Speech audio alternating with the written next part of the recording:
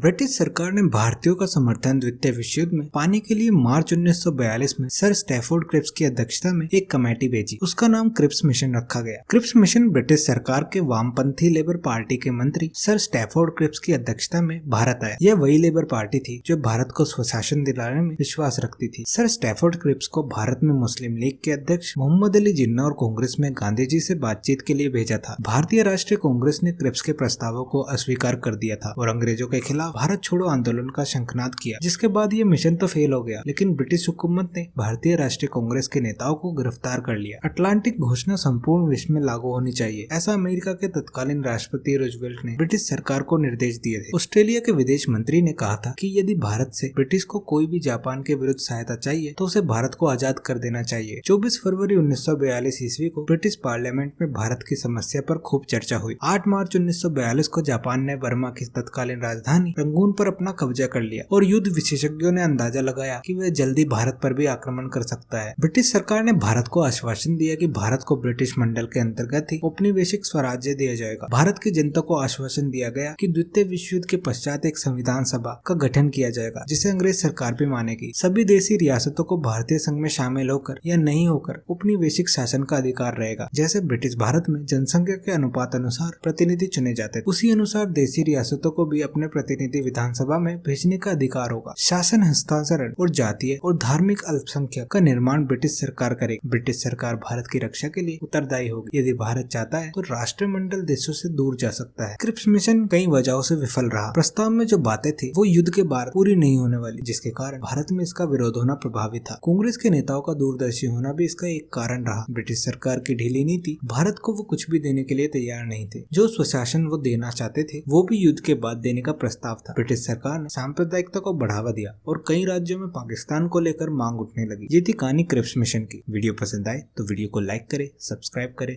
और कमेंट जरूर करें।